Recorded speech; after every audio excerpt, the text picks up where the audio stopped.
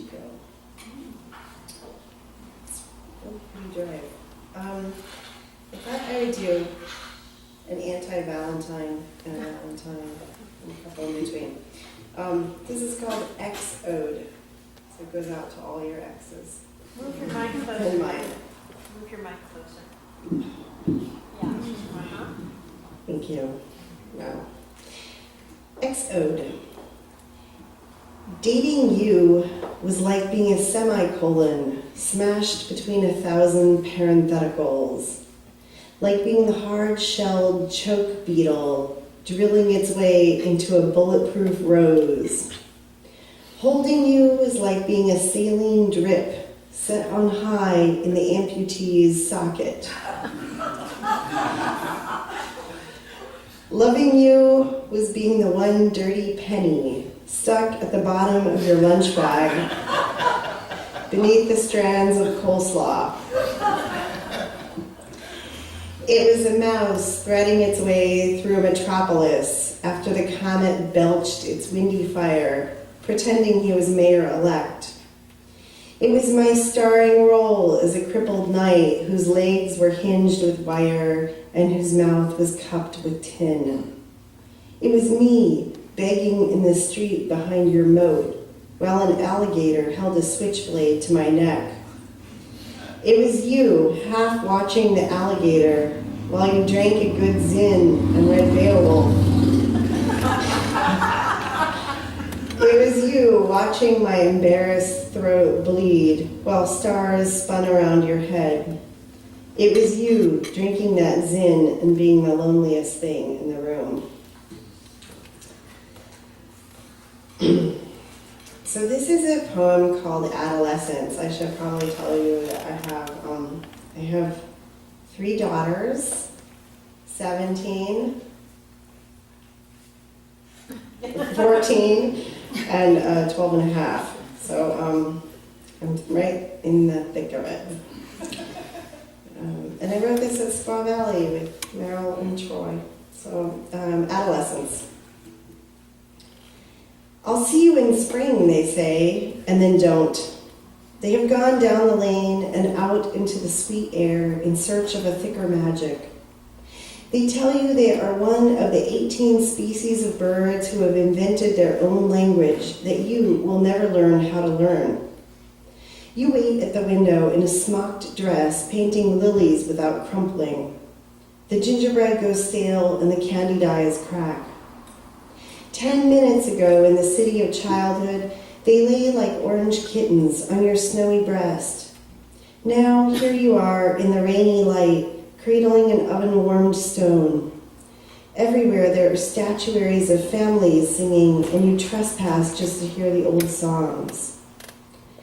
I'll see you on the sea, they say, but then they float past you on a raft made of sticks with a shipmate named Blackheart and tins enough for months.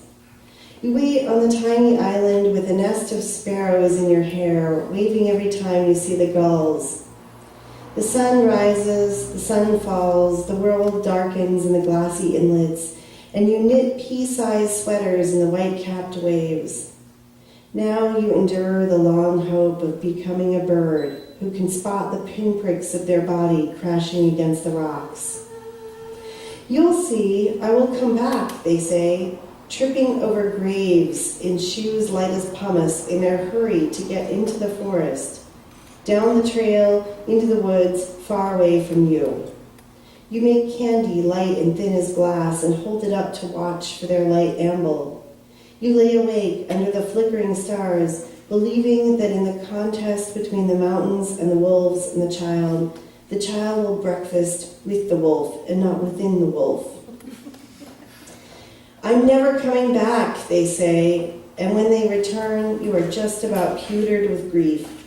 They are strange to you, full of mud and locked like thieves, hiding between languages. You are the uninvited guest of your own sweet home, clattering about like a china tea set as they burst from the cobbles like terrible golem. It is all you can do to rise into the air, invisible to clay and mortals, singing of their singular brightness. I was asking, I have a student who came from Chico also, and her girlfriend, and I was asking them if I should read a sad funereal poem, and they're like, yeah. This is for these guys back there, Molly and Haley. There are two Hebrew words in the poem. The title is Tahara. Anyone know what that is? It's a preparation of the body for burial. And then there's Tehorahi, which means you are pure.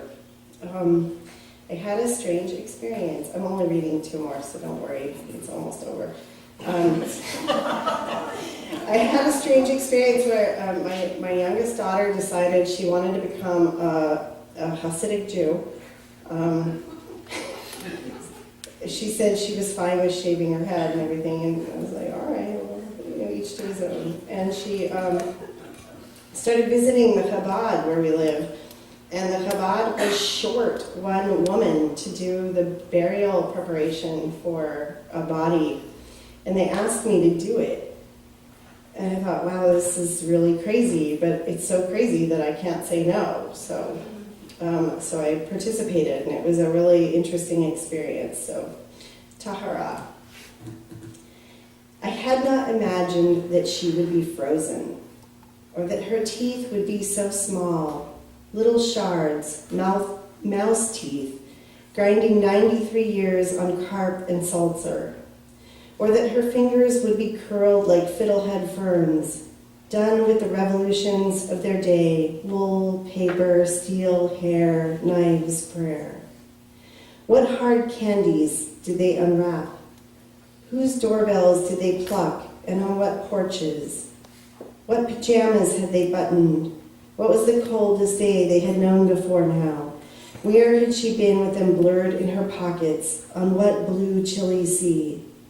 As I poured the first cup over the crown of her head, I told myself to have a dream about her, but all that appeared in the genie of my mind was this very scene, and me saying, Seldala, I'm so sorry to be meeting you just now, when you are shy of defrosting like a chicken, and knowing for sure that this would make her laugh.